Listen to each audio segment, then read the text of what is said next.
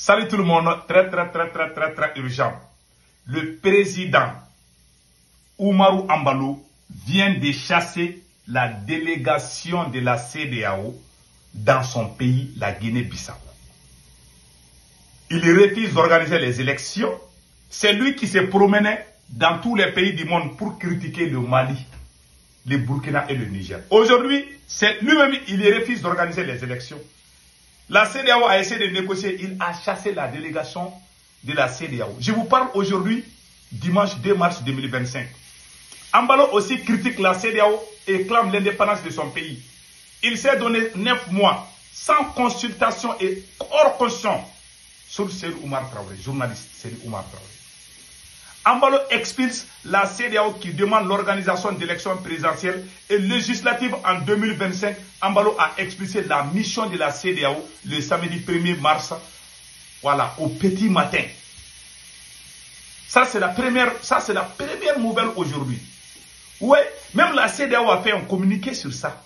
La CEDEAO, c'est une guerre, c'est la guerre froide entre le président Embalo de la Guinée-Bissau et la CEDEAO. C'est lui qui parlait partout. C'est lui qui, ces gars-là, c'est le plus grand nul président. Quand il y a eu le premier coup d'État au Mali, c'est lui qui est venu applaudir les Assimi Goïta. Après, il s'est retourné contre nous. Ouais, ce monsieur-là, il refuse, hein, il refuse. La deuxième nouvelle aujourd'hui, comme vous le savez, Dieu ne dort pas. Hein.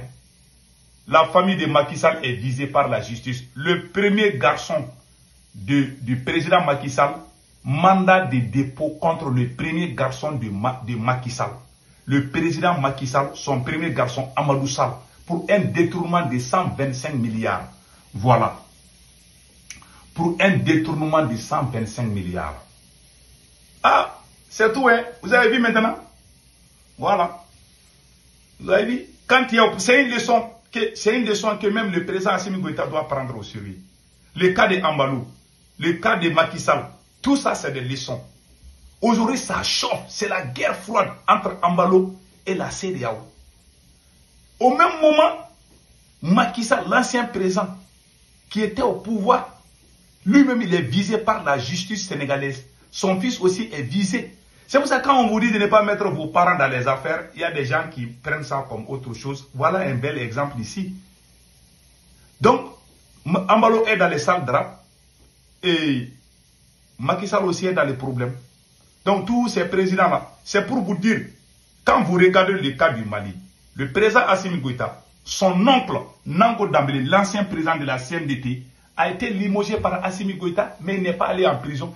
Il y a eu un détournement de plus de 80 milliards entre la maîtresse du président Assimi Goïta et son oncle sur l'histoire des engrais. Il a juste limogé son oncle. Vous le voilà ici. Les jours qu'Assimi Goïta n'est pas là, il sera jugé. Notez ça bien aujourd'hui. C'est pour vous dire, ça c'est l'oncle du président Assimi Goïta comme ça. Hein. Voilà, ça c'est son oncle. Voilà le grand frère du président Assimi Goïta, un grand soulard, c'est lui qui, c'est un vrai arnaqueur.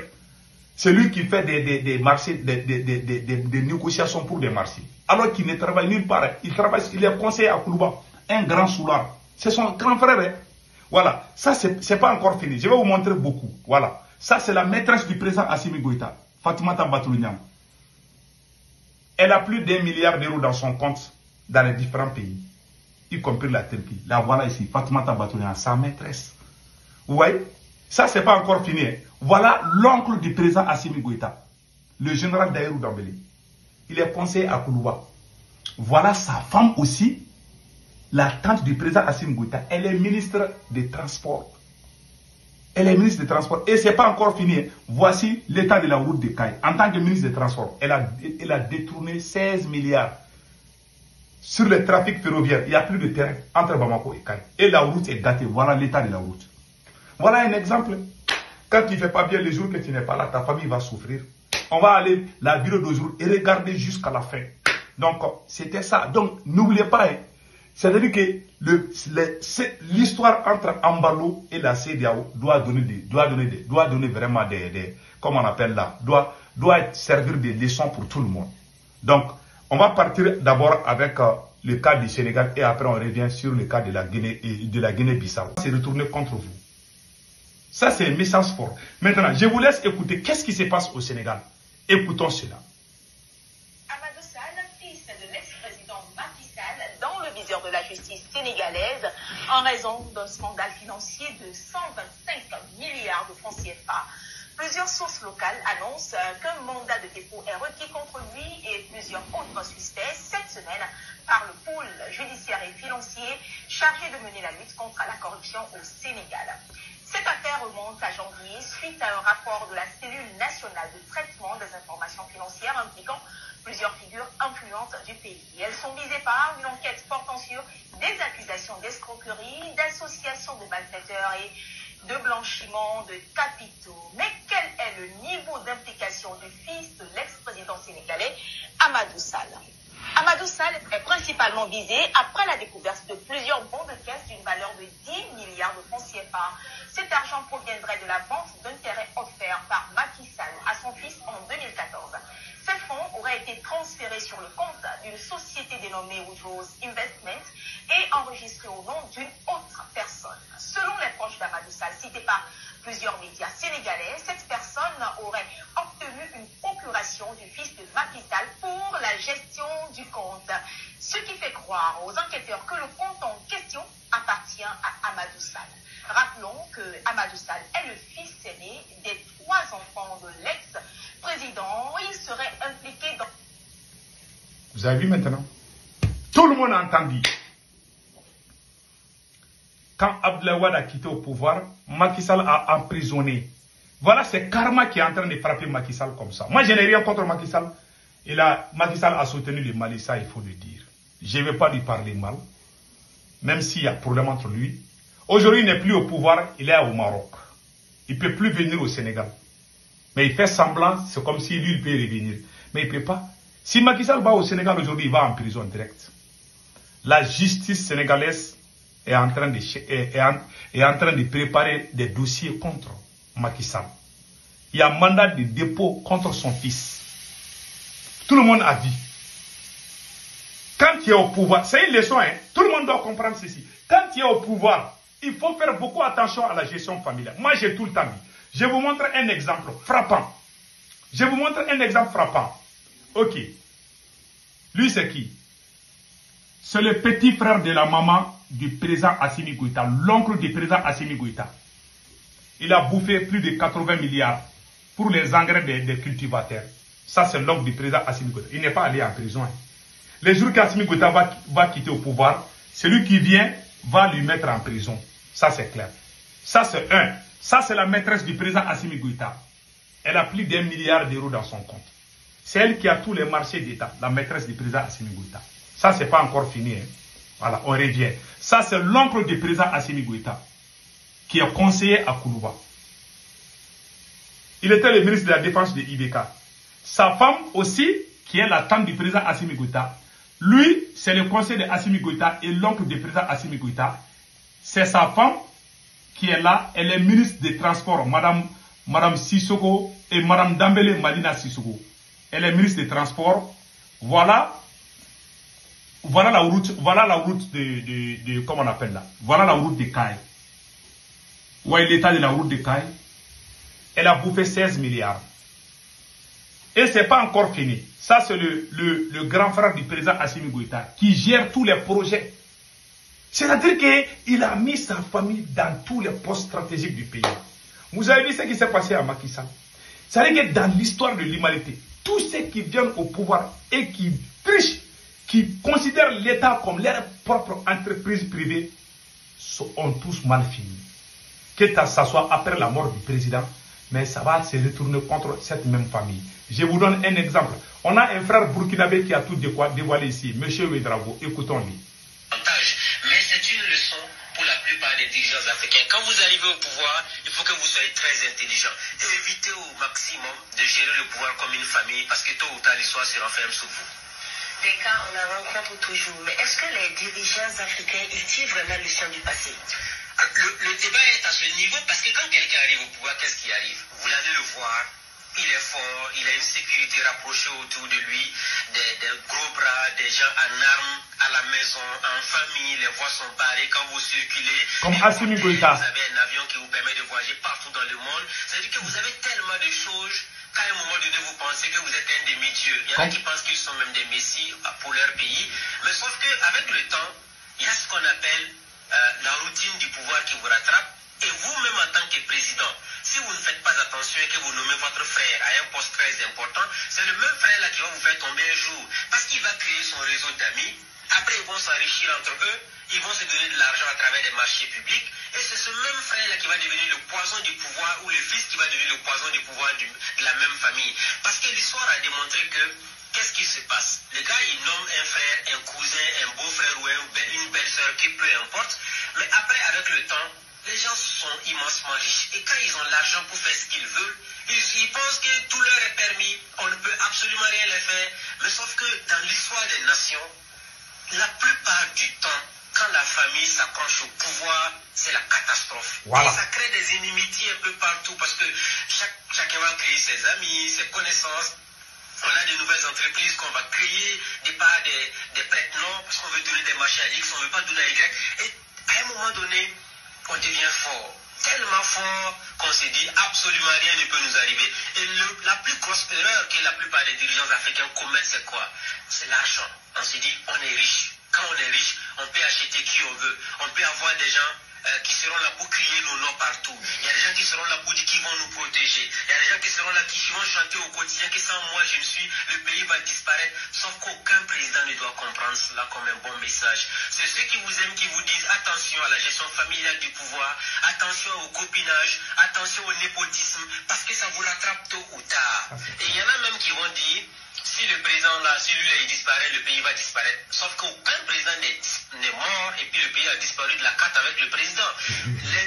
L'histoire des nations enseigne. C'est pourquoi nous disons très souvent aux différents chefs d'État africains, quand vous rentrez dans un palais, que ce soit un palais présidentiel, que vous soyez premier ministre ou ministre, vous ne devez jamais oublier de faire un récapitulatif de ceux-là qui vous ont dévancé à ces postes de responsabilité. Dans toutes les nations, il y a eu des présidents qui se sont succédés. Le fauteuil présidentiel que vous occupez, sachez que quelqu'un d'autre va l'occuper à votre place. Tôt ou tard, ça, c'est vous avez 1 an, 2 ans, 3 ans, 10 mois, ou 1 an, ou 10 ans, ou 20 ans, ou 25 ans, ou 30 ans, vous allez finir par tomber. Et plus vous durez au pouvoir, avec la gestion familiale, plus vous créez autant d'ennemis autour de votre famille. Parce que le jour que vous tombez net, ça devient la catastrophe à tous les niveaux. Donc ça doit être une leçon pour les palais africains. Quand on arrive au pouvoir et qu'on sent que les gens vous applaudissent et vous soutiennent, faites beaucoup attention. De la même manière qu'ils vous applaudissent, ils seront également impitoyables avec vous quand ils vont constater que vous avez trompé le peuple à travers votre manière de gérer le pouvoir d'État. Et ça rattrape toujours, et les dirigeants qui ne l'ont pas compris ont malheureusement fini dans la poubelle de l'histoire. Donc on dirait éviter le népotisme, séparer la famille du pouvoir pour ne pas tomber dans le même cas que la famille de Ali Bongo. Bien entendu, ça veut dire que celui qui veut mettre sa famille dans les affaires, qu'il crée son entreprise privée. C'est si simple. vous créez votre entreprise privée, ramassez votre famille, les cousins, les familles alliées, ramassez toute votre famille, allez mettre dans votre entreprise, c'est votre problème. Ça n'intéresse personne. Voilà. Parce que là, c'est une entreprise individuelle. Voilà. Mais prendre le pouvoir d'État pour en faire une affaire de famille, généralement, ça ne marche pas du tout. Voilà. Ça, tout le monde doit le comprendre. Même le nouveau qui vient d'arriver au Gabon, le général Olingi, s'il s'amuse aussi à faire comme ce que la famille Bongo a eu à faire de par le passé, l'histoire va se renfermer sur lui de la même manière. Donc nous pensons que chaque fois, il y a des cas similaires qui se produisent. Mais ça n'enseigne pas assez les dirigeants africains. En fait, on a l'impression que quand on arrive au pouvoir, on devient amnésique, on oublie tout, on pense qu'on est fort, indispensable, alors que les hommes indispensables peuplent les cimetières. Ce n'est pas non plus exceptionnel en matière de présidents. Depuis 1960 à aujourd'hui, tous les pays africains ont connu divers présidents. Il y en a qui étaient des demi-dieux. Il y en a qu'on ne peut même pas regarder comme on disait le roi soleil. Parce que quand tu le fixes droit dans les yeux, c'est à peine si sa garde rapprochée ne va pas te fusiller en plein jour. Mais ils sont où aujourd'hui? Comme l'a dit une fois Laurent Bado dans l'émission Le Grand Déballage, tous finissent par les vers de terre. Ah, parce qu'ils voulaient le protéger. Par contre, la famille de Sankara vous dira en témoignage, nous avons les plus souffert quand il était président, parce que lui n'a jamais été là pour protéger sa famille, il était pour l'ensemble des citoyens. Merci. Pour laquelle il est entré dans l'histoire. Donc, quand on veut être Sankara et on fait du contre Sankara, l'histoire se renferme sur vous également de la même manière. Merci Ismaël Ouedraogo. Donc, merci Ismaël Ouedraogo. C'est Ismaël Ouédraogo, un bon frère burkinabé, un sankariste. Ah, c'est comme ça. Tu viens pour protéger les pays et non ta famille. Regardez ce qu'il a dit, c'est la vérité.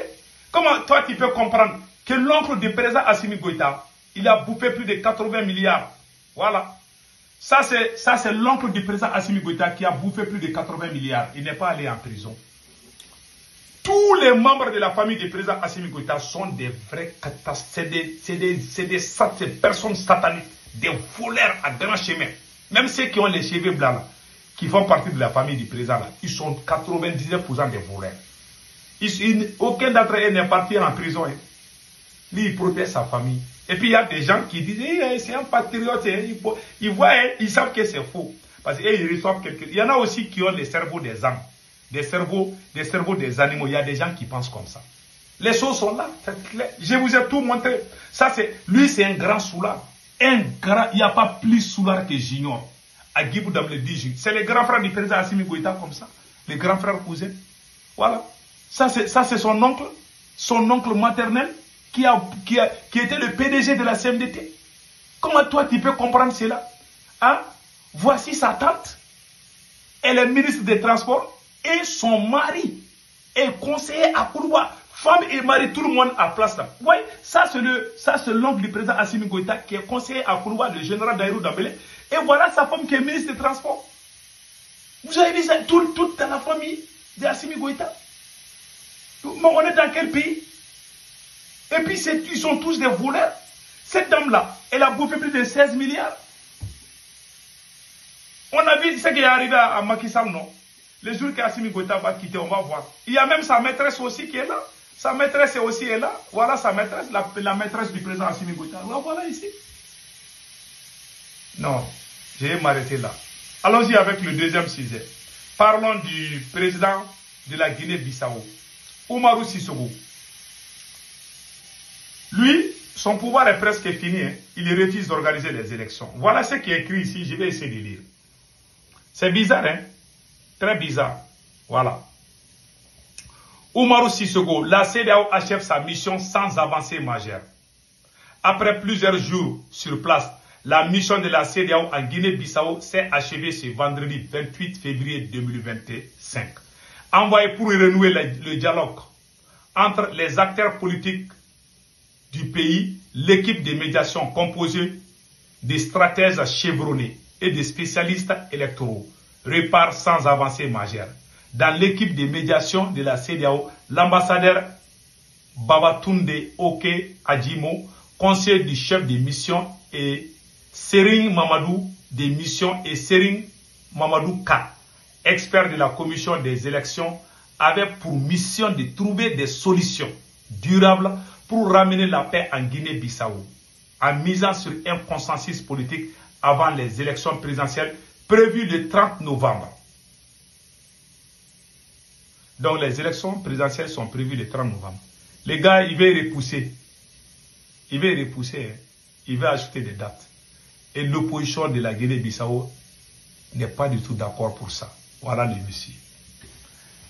Macky Sall a tenté la même chose, on a vu comment il a fini. Dans la vie, il faut respecter son engagement. Quand il n'a pas bien géré le pays, tu as peur de quitter. Macky Sall voulait ajouter quelques mots, mais les gens se sont révoltés partout. Il était obligé. Et aujourd'hui même, il n'est plus au Sénégal.